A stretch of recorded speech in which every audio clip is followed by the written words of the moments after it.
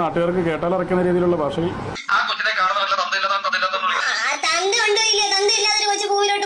നാട്ടുകാർക്ക് കേട്ടാലറക്കുന്ന രീതിയിലുള്ള ഭാഷയിൽ ഒരു പെൺകുടിയനായ ഒരു സംസ്ഥാന പ്രസിഡന്റ് അല്ല എന്നത് സമൂഹത്തെ കാണിച്ചു കൊടുക്കേണ്ട ഉത്തരവാദിത്വം യൂത്ത് കോൺഗ്രസ് സമിതിക്ക് ഉണ്ടെന്ന് ഞാൻ വിശ്വസിക്കുന്നു. നാട്ടുകാർക്ക് കേട്ടാലറക്കുന്ന രീതിയിലുള്ള ഭാഷയിൽ മുദ്രാവാക്യം വിളിക്കരുത്, അത് ശ്രദ്ധിക്കണം. മറുപടി വളരെ വേഗം തന്നെ വന്നു. ദാ ഈ കാണുന്നതാണ് മറുപടി.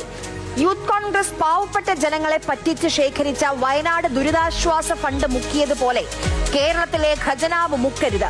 തീർന്നില്ല, താങ്കളുടെ മുൻഗാമിയെ കേസുകളിൽ നിന്ന് രക്ഷിക്കാൻ മന്ത്രിപദം ഉപയോഗിക്കില്ല എന്നും പ്രതീക്ഷിക്കുന്നുവെന്നും ചിന്താ ജെറോം ഫേസ്ബുക്ക് പോസ്റ്റിൽ എഴുതുന്നു. യൂത്ത് കോൺഗ്രസ് വയനാട് ദുരന്ത ബാധിതർക്ക് പ്രഖ്യാപിച്ച 30 വീടുകൾ എവിടെയെന്നാണ്. വയനാട് വീട് പ്രഖ്യാപിച്ചത് ഞങ്ങൾ യൂത്ത് കോൺഗ്രസിന്റെ ഒരു കൂട്ടായ തീരുമാനത്തിന്റെ ഭാഗമായിട്ടാണ്.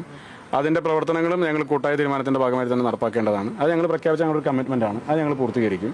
ഒന്നുകൂടി ഉറപ്പിന് വേണ്ടി ചോദിച്ചു, ഈ പറഞ്ഞ 30 വീടുകൾ എന്ന് കൈമാറുമെന്ന്. സർക്കാരിന്റെ വീട് വരുമ്പോൾ തന്നെ യൂത്ത് കോൺഗ്രസിന്റെ വീടും ഉണ്ടാവും.